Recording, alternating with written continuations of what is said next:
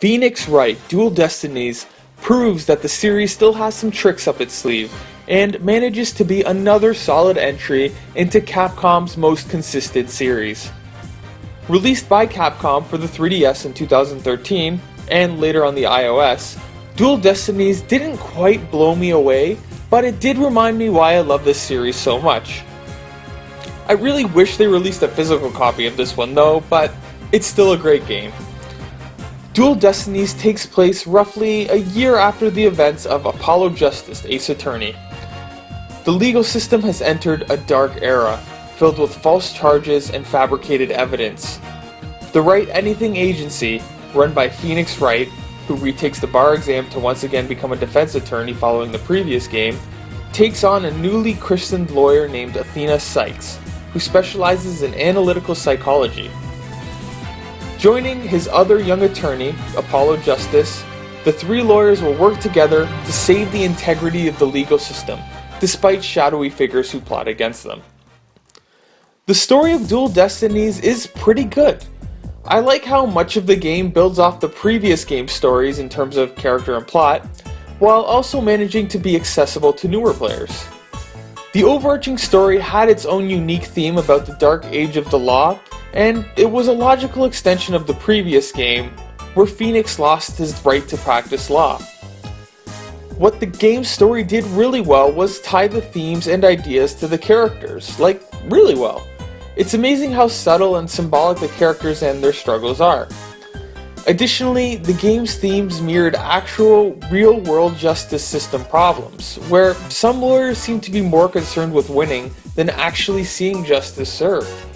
Thus, the story is pretty layered, though I do think it's easily the cheesiest game in the series so far, in that a lot of the dialogue is concerned with friendship, hope, and trust, especially the ending.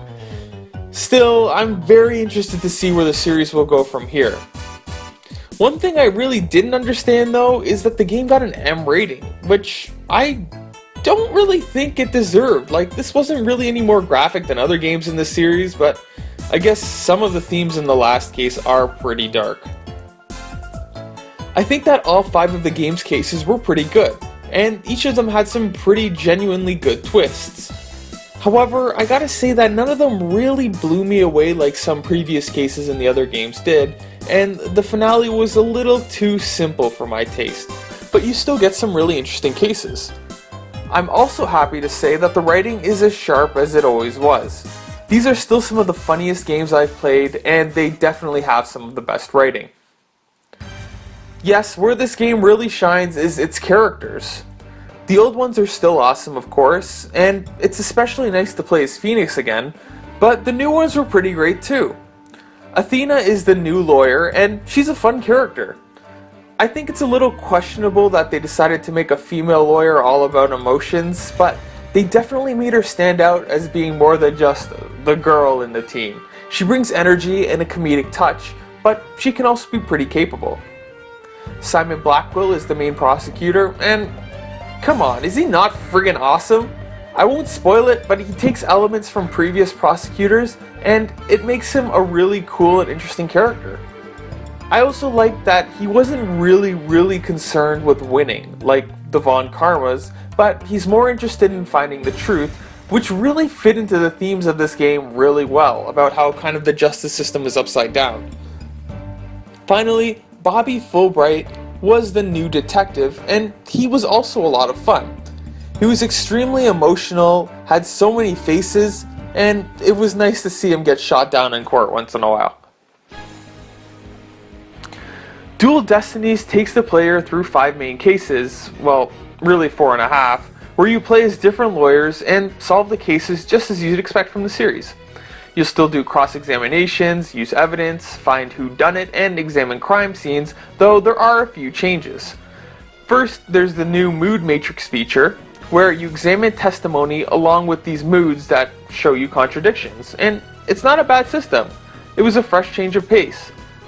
There's also this Danganronpa thing, where you do some rapid-fire logic in a flashy way that feels so cool near the end of the cases, where you kind of piece together the logical implications and figure out what happened, and I love that kind of stuff.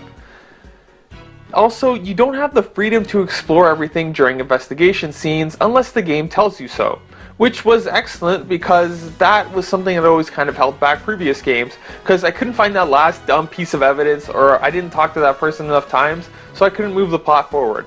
This game keeps things moving, so that's welcomed, although I think it sacrifices a little bit of the difficulty. The graphics in the game are definitely a high point. This game made a fantastic jump to 3D because they kept the exact same style and charm as the DS games and transitioned them really well to a third dimension. The character designs were especially good, as usual. There are also a few animated cutscenes, and though I really liked them, they were, again, a little cheesy and even a little forced.